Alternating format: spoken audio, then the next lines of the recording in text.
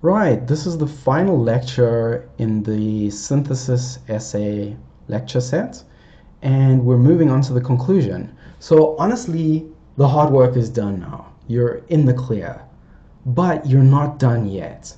You have to write a conclusion. Students often ask me, Mr. Kirby, if I'm running out of time, should I skip a conclusion and just leave it? The answer to that is an emphatic no. You always need to write a conclusion. Even if it's a very simple one, you do need to wrap things up.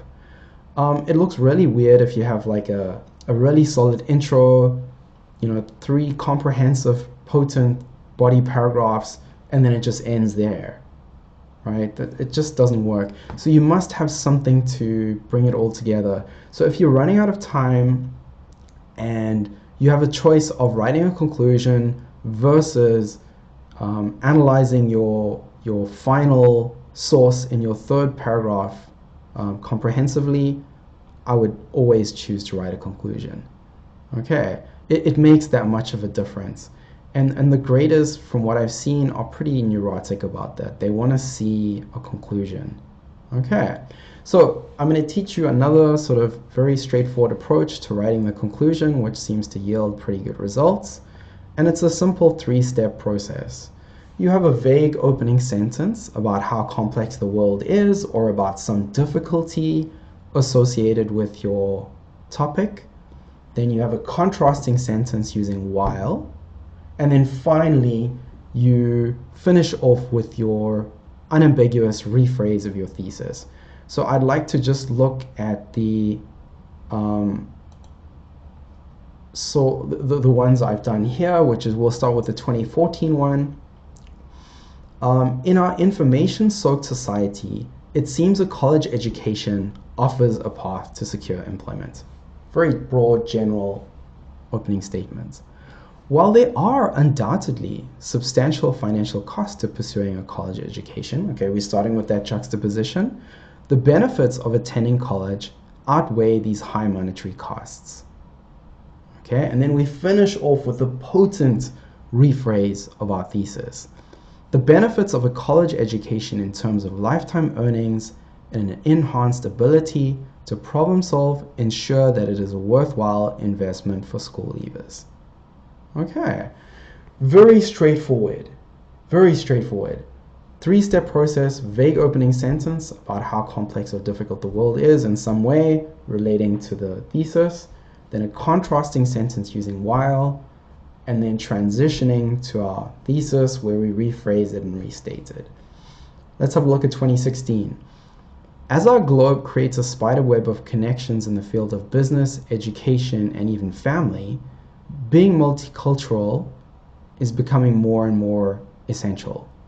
While some rely on English in foreign lands, this reliance leads to a dropping of vital business, cultural, and educational benefits. Multilingualism helps Americans of all backgrounds in all places, including America itself. There you go. This person, again, this conclusion is not done by me. This is by the 2016 students. You can see that there's no new incredible information provided here. In fact, of course, in a conclusion, you should never provide anything new.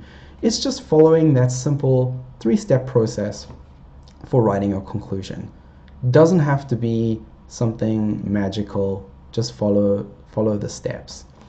So that concludes our lectures on the synthesis essay, and I really hope this will give you a clear roadmap for how you're going to improve in these essays.